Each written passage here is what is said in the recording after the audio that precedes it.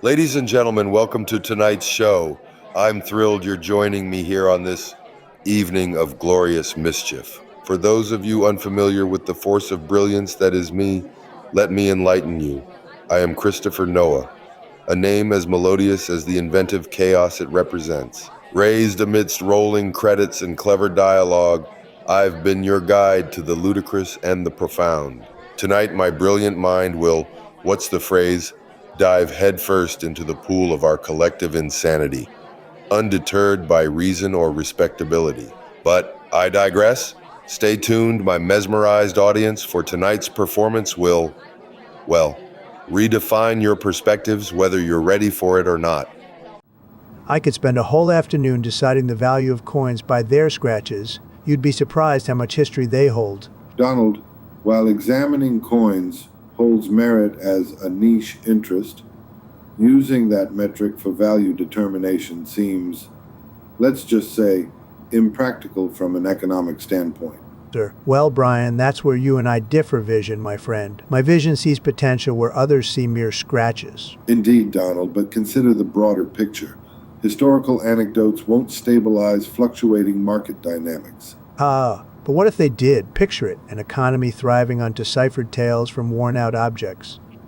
Brian, have you realized our optimized algorithms enhance user engagement significantly? Totally, Mark. Like how Facebook lets me get into spontaneous yell fest with random internet dwellers. Interesting perspective. Tell me, does this substantially benefit societal dynamics? Oh, it's amazing for my mental health. Nothing fuels my productivity like being in a pissy mood all day from replying to strangers' cooking fails posts.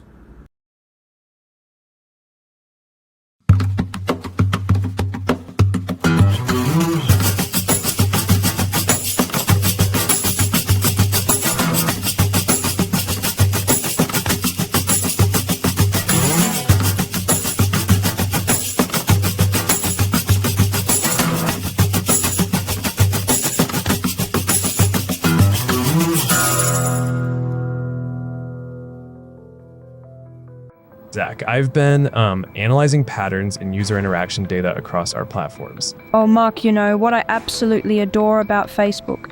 It's just stellar how every time I spill my personal philosophies, my friends visibly implode. Could you elaborate? What aspect, or specifically?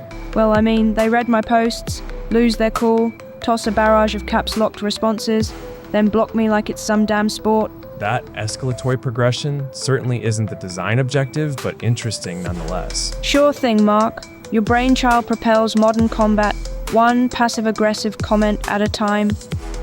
All right, team, listen up. I named us Jupiter Animated Productions for a brilliant reason.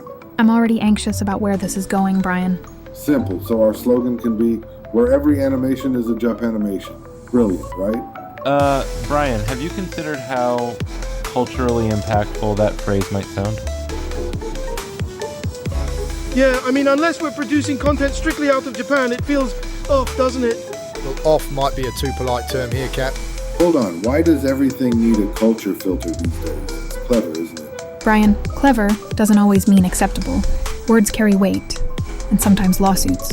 We need a slogan that won't alienate or offend. How about where imagination takes flight? All right, fine, I'll workshop it. But I'm keeping Jupiter Animated Productions. Good call, because we like where we work, for now. And not ending up trending for the wrong reason. All right, team, thanks for the input. Let's dismiss for now. Well, Jesus, tremendous tidings. It's Christmas, your birthday. Indeed, Donald, thank you for the acknowledgement. You know, everyone always talks about my birthdays, which are fabulous, by the way. That they do, though celebrations often carry more depth than mere recognition. Interesting take, but I think you'll agree that nobody celebrates better than me. The White House, huh? I bet your younger self never saw this coming. What was your name again? Stardust? Moonshine? Wait, Starstrike. Yeah, Starstrike. I dreamed big. Thought it had a nice intergalactic ring to it. Holy innovation stations! I'm picturing it now. Starstrike technology, galactic branding, cosmic synergy. Why'd you ever drop it? Turns out, Starstrike doesn't fit well in a world of cubicles and corporate emails. Regality demanded Tracy, not Stardust. Tracy's fine, but Starstrike? It carries an empire. Picture this. Starstrike Systems conquers AI on Mars. Smiggle, I hope you're not pitching a Mars startup now. Because honestly, that's way out of any loop I want to be tangled in. Not yet, but the vision is simmering. It's stewing, festering. Wait for it. I'll brace myself for the announcement then. My Stardust days might not be over after all. Man, those sushi tacos were something else. Brian, something else doesn't even begin to cover it. They were like an explosion of ocean and street food perfection. You're telling me that combination of fresh sashimi and the tangy crunch of the taco shell, pure culinary genius. And don't even get me started on the wasabi guacamole. Who thinks of that? You know, every bite was like a glitch in the matrix of traditional cuisine. Yeah, if the Matrix served spicy excellence, I wouldn't even question reality anymore. I tune out stuff I don't want to hear. I just shrug it off until I can deal with it. You should try it sometime. But Donald, that approach doesn't address issues in real time. Ignoring problems only lets them fester. If I worried about every single problem immediately, I'd never get anything done. Delegation works wonders. Delegating requires foresight. Turning a blind eye isn't delegation, it's avoidance. Well, maybe my way isn't for everyone, but it got me here, didn't it? True, but systemic problems need direct engagement. Otherwise, they're bound to escalate unexpectedly. Love and hate are equal to me. You can't have one without the other. Interesting perspective. Miss Tomlin, could we really equate those? I'd argue they stem from entirely different psychological roots. Oh, Zach, have you considered how intertwined emotions are? They often coexist, feeding off each other, wouldn't you say? But what about instances where one emotion completely overrides the other? Doesn't that invalidate the duality idea? Perhaps it doesn't. Could it signify a fragile balance instead, constantly shifting dynamics yet inherently linked? Oh, my dear audience, allow me to introduce you to a piece of my soul. This, opulent treasure of lyrical mastery I've crafted. Its title, unique, true to its essence. Another one calls the fuzz. Now, let that roll off your tongues like silk. It's not merely a title, no, it's a feedback loop of passion captured in melody. Well, Joe, here we are, Christmas Eve in the Oval. This has got to be the weirdest yet. Yeah, just chilling by the fire, surrounded by, the weight of a collapsing world. Very holiday spirited. You know, there's something oddly festive about apocalyptic conversations. Merry Christmas, Brian. Despite everything, let's at least cherish this moment. Agreed, Joe. Here's to the potential of a brighter facade, if nothing else. Good evening, everyone. It's truly a distinct pleasure to stand here tonight sharing a message that's very close to my heart. Now, we often celebrate diversity in many forms within popular culture, but there's another aspect of human experience that I feel hasn't yet received the powerful spotlight it deserves. I'm talking about neurodiversity, the incredible richness and depth of experiences offered by those who perceive and process the world differently. Popular culture shapes how we see ourselves and each other. It holds a mirror to society, and in doing so, it has a profound responsibility. When we tell stories that embrace neurodiverse perspectives, we enrich our understanding, we challenge preconceived notions, and, let's be honest, we make our world just a bit kinder.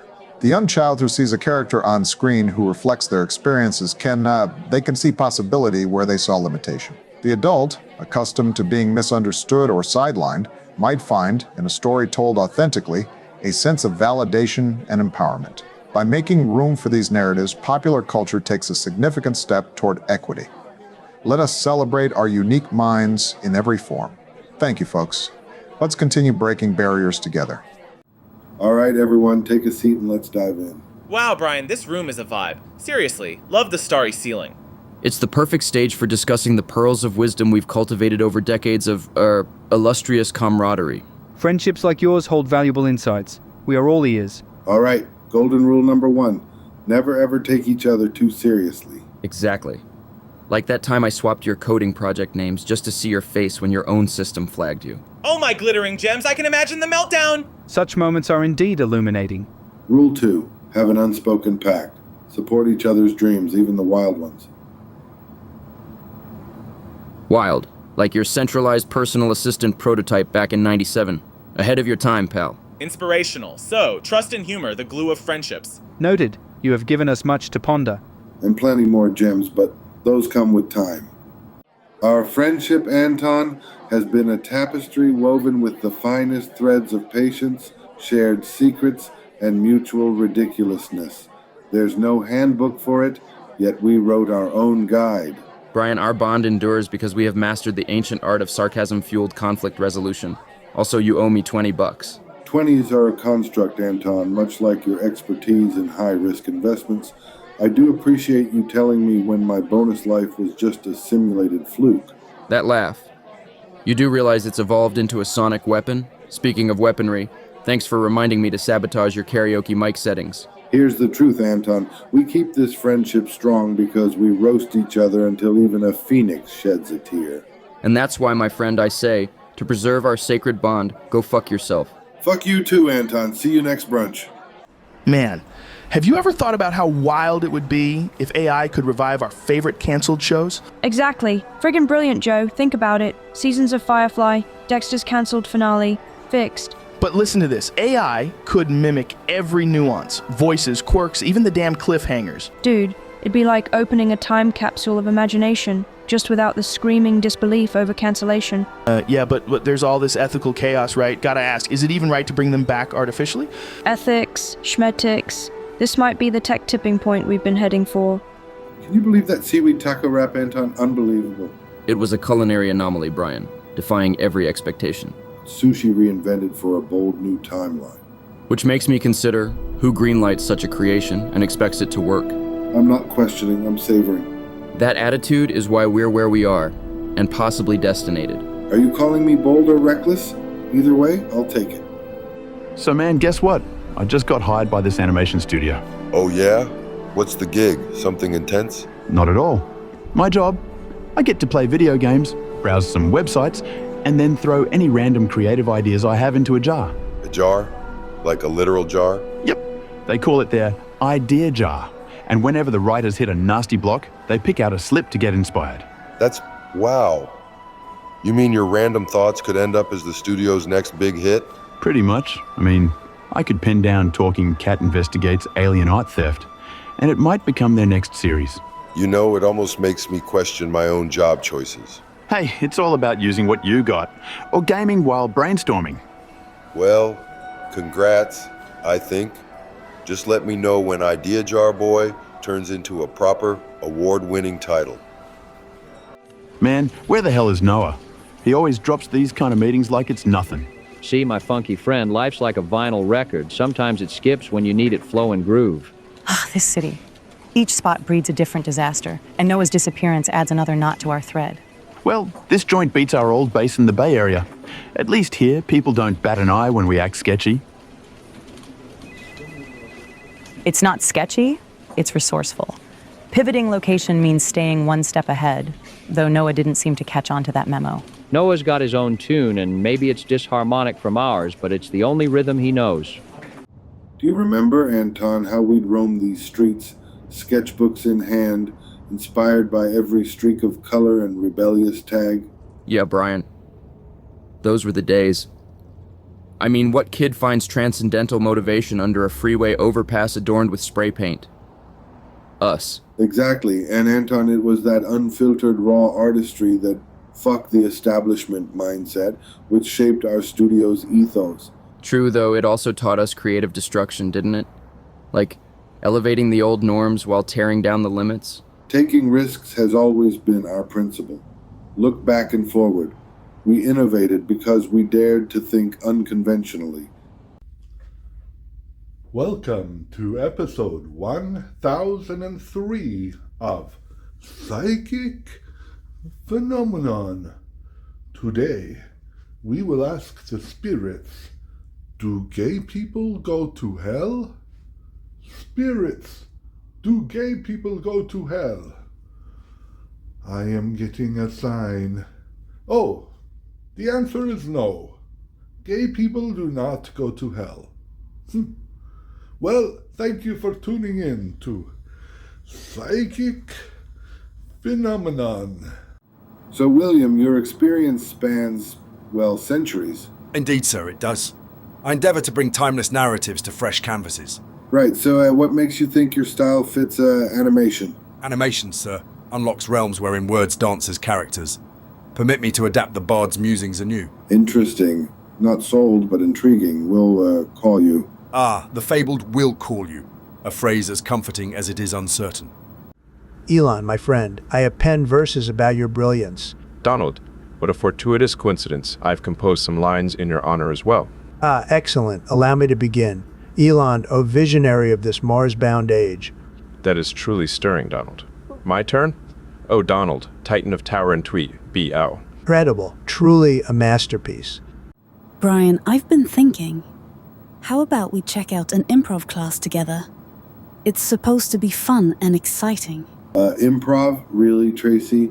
I don't think that's something I'd be comfortable with. Why not, Brian? What's holding you back? Well, for starters, the whole idea of improvisation to me feels overwhelming and unpredictable. Plus, I'm not exactly fond of performing in front of people, especially strangers. And do they require rapid responses?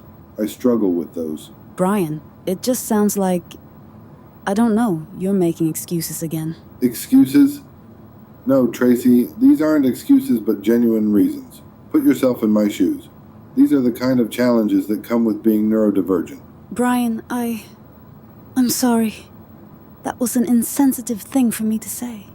Roger, don't you dare purr out a lie now. Where's the Q-Sith masterpiece? You accuse me? Why, Cody, I wouldn't... Okay, maybe I would, but this time it's purely circumstantial. Circumstantial? You left paint on the gallery floor, leading directly to your... What even is that? A closet? Or your personal hoard vault? Details. Pointless grains of sand in the beach of creativity, Cody. Don't you dare spin this into one of your avant-garde escapades, Roger. Return it before I alert the art committee. Fine. You've caught me red-handed. Or should I say gilded. It's in my lair of inspiration. Now just remain there while I inform the guards. Don't dare flit away again. Don't make it personal, Cody. You wouldn't deny an artist his muse, now would you? Here we are, Chris. The man at the forefront of the Red Planet's, spectacle. Greetings. I've envisioned this encounter as a nexus of intellect, ambition, and, shall we say, opportunity. Opportunity? That's a hell of a way to introduce yourself. Donald, let me spin you a yarn filled with Scottish mystique. The tale of the Koseth. Roger, this better not be another one of your far-fetched alien origin stories. No, listen up. The Koseth is a spectral hound of the highlands, with fur the color of moss, eyes that pierce like the cold northern wind. Spectral hound? Sounds impressive, but what's the catch with this Scots' legend? Here's the twist. Its howl is said to summon death itself, effectively the antithesis of your rallies, which summon hordes of life forms.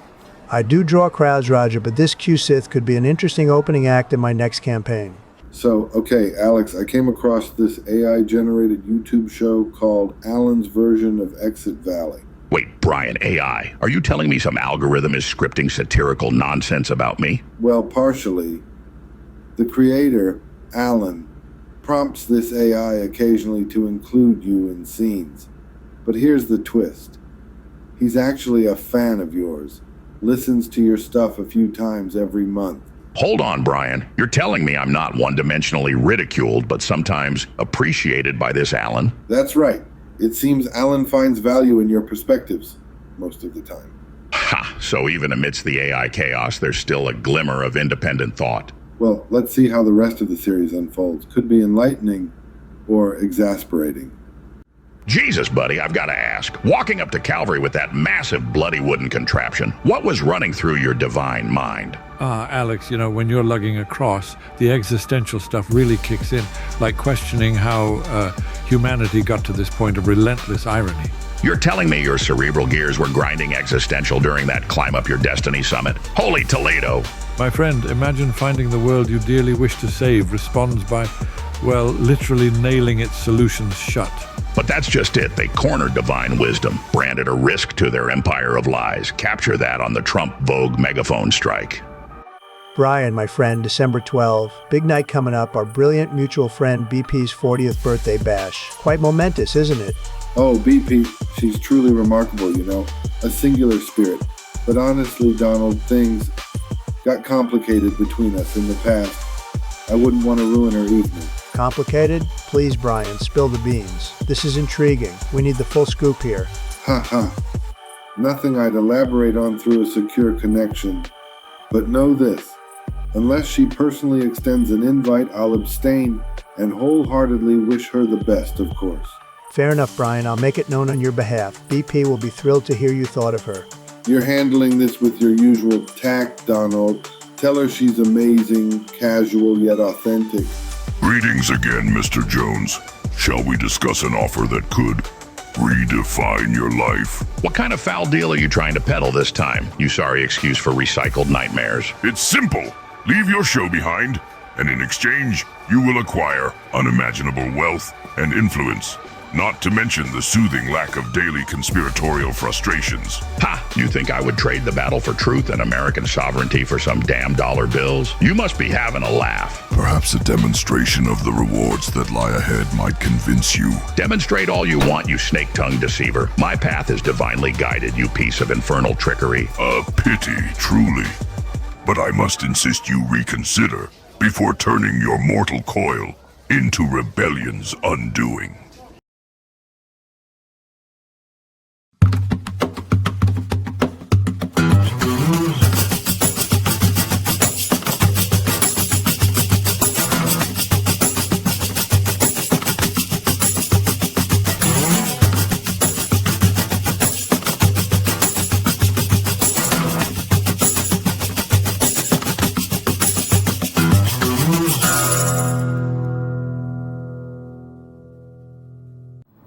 Brian, my man, Merry Christmas to you and your animation miscreants. And a somewhat ironic Merry Christmas to you, Mr. President. Listen, your latest cartoon, what was it called again? Something mischievous about golf? Golfing Gremlins, Mar Anomageddon. We aimed for absurdity. Sounds like it struck the right note. It was hilariously exaggerated, but I can appreciate good humor, even at my expense. Shall we segue to discuss our joint venture? This passion sequel pitch sounds unconventional for both of us. Unconventional? Brian, that's the essence of great television. Soap opera fans are all about the unexpected. Calling it Passionate Powers, a mix of corporate tantrums and supernatural mischief, naturally tethered with melodrama. Exactly. If anyone can make it riveting, it would be us collaborating. We do realize the risk. Audiences can be unpredictable, especially regarding nostalgic reboots. Relax, Brian. Unpredictable equals opportunity. All right, Elon, this is going to be the greatest heist, believe me. Donald, this is a mere acquisition process, optimizing yard inventory via tactical extraction. People say gnomes are crucial, okay? Tremendous for presidencies. You would agree, right? I fail to see their direct impact, but their intrinsic collectible value is undeniable. Gnomes represent power, Elon. Believe me, they'll beg for a photo op. Let's proceed. Where is this terrible person's yard located exactly?